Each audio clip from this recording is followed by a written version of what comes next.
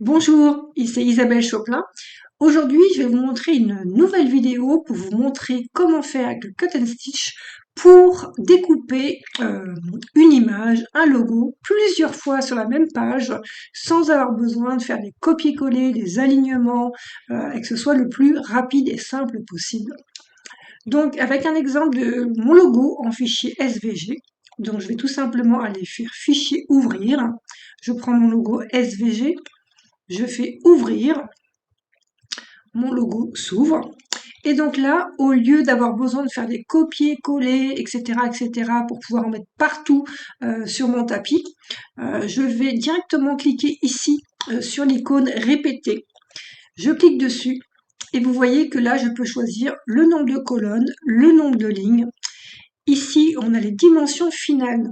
Donc par exemple, si je veux faire sur du vinyle, ou c'est plutôt des feuilles, que j'ai des feuilles de 20 par 30, et ben je vais peut-être mettre que 2 colonnes, voilà, 18 par 27, donc là je pourrais utiliser mes feuilles de vinyle, ou sinon, par exemple du flex, ça pourrait être effectivement soit du 30 par 30, soit même une plus grande longueur, selon la machine que j'ai. Donc moi avec la Roméo ou la Juliette, on peut faire de très très grandes longueurs, donc ça dépend vraiment de votre projet.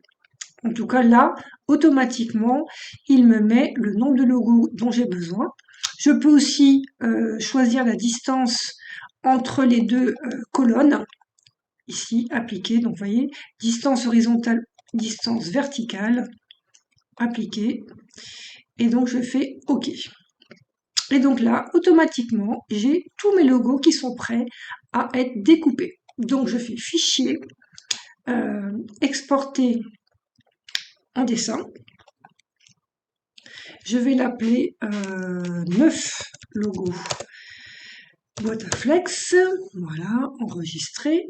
Et donc, si je vais sur mon logiciel Leonardo, je fais fichier ouvrir. Je prends mon logo, découper uniquement, suivant. Donc, j'ai bien mes 3 couleurs de mon logo. Appli. Et donc là, si je fais envoyer mon motif directement à ma machine, eh bien, vous voyez qu'ici, j'ai bien mon noir, mon blanc et mon orange. Donc là, vraiment en quelques clics, eh ben, je vais pouvoir avoir 9 logos qui vont être soit, donc là c'est sur du flex, mais si je veux le faire sur du vinyle, eh ben, j'ai juste à cliquer sur miroir, automatiquement tout est en miroir, grâce à Leonardo.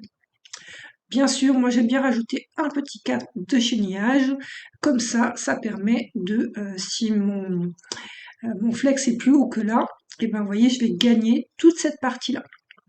Voilà, j'espère que cette petite vidéo vous aura aidé.